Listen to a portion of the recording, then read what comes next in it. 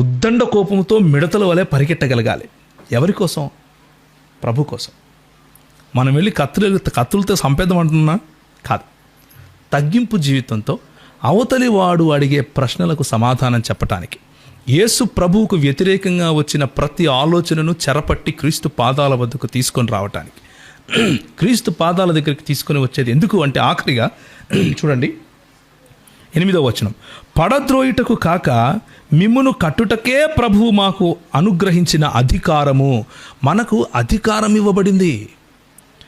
మనము చీకటి నుంచి ఎలాంటి వెలుగులోకి? ఆశ్చర్యకరమైనటువంటి వెలుగులోకి ఎందుకు వచ్చాము అంటే, సాతానుడు తీసేసుకున్నటువంటి అధికారాన్ని, ఏదైనా తోటలో ఏ సాతానుడైతే మన అధికారాన్ని చూరగొన్నాడో, మనకు ఇచ్చినటువంటి అధికారాన్ని తీసేసుకున్నాడో, వాడి దగ్గర నుంచి తిరిగి తీసుకుంటున్నాం. We're claiming it back. నిజానికి ఇది మంది, కానీ వాడు దొంగిలించాడు. ఎలా దొంగిలించాడు?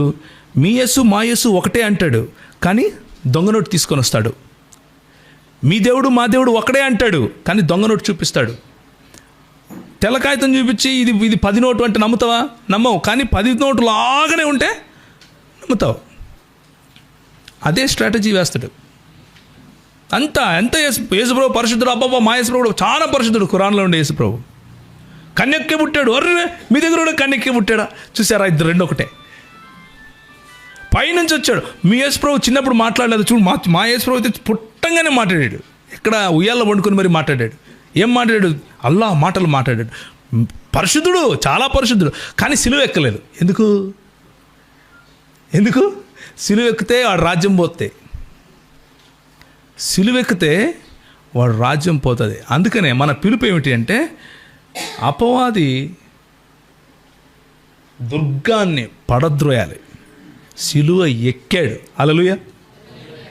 సిలువ ఎక్కకపోతే నాకు నష్టం, ఎక్కితే కాదు.